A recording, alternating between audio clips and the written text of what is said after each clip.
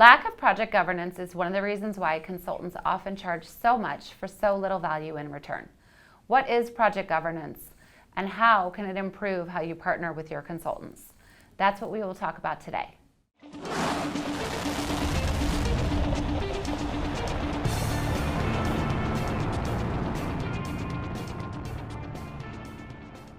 My name is Lauren Heylinger with Third Stage Consulting Group. We are an independent digital transformation consulting firm with offices throughout the world. Joining me today to discuss this topic is Craig Andre. Craig is the COO at Third Stage Consulting's North American office. Craig, thanks for joining me today. Happy to be here. I do have a few questions for you today. Can you tell me what is project governance? That's a pretty good question. It's actually sort of a broad term in the industry.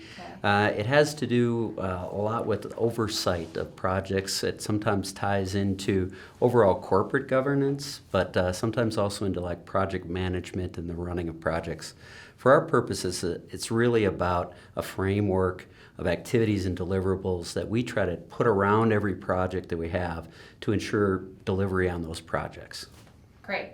And why is project governance so important to an effective relationship with a consulting firm? It really comes down to how we engage with our customers. As a professional services firm, we set up our projects and contract with those, with our clients, and really make a promise in that contract that we're going to deliver on time, on budget, that we're going to do the things that we say in that project.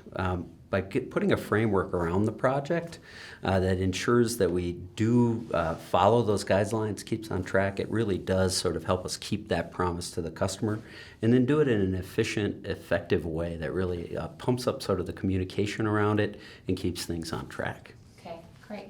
So what do you say to consulting firms or the technical implementers that don't think project governance is even important? That's another good question, but I'd also extend that to our customers. Sometimes we have to educate them on this approach. It's a real differentiator because a lot of companies don't really focus on that governance. A couple things that I specifically say. One is an hour spent doing good governance is probably going to save you a lot of hours fixing mistakes. So by doing that governance and doing it in a repeatable, consistent fashion, you keep the project from going off track. You catch things early, so if there are issues that are arising in the project, you communicate those quickly and you can address them very quickly, and it avoids the big problems on the back side of things. So that's one of the things that I tell our customers as well as our consultants is do this and it'll save you time on the back end. Okay, that makes sense.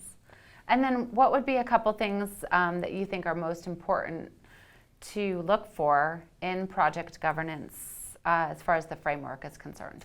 Yeah, again, it's a pretty broad topic, but when we try to apply it to what we do here at Third Stage, it's really about activities and artifacts. So every consulting company should be able to describe their framework in those terms. What is it we're doing, and what do you get out of that? What are those things that you see?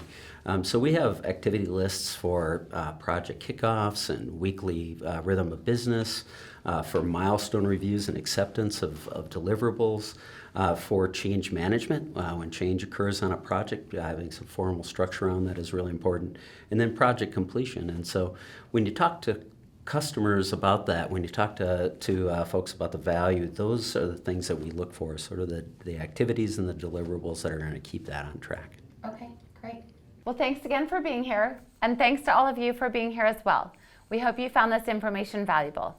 Please check the links in the description below for more digital transformation resources.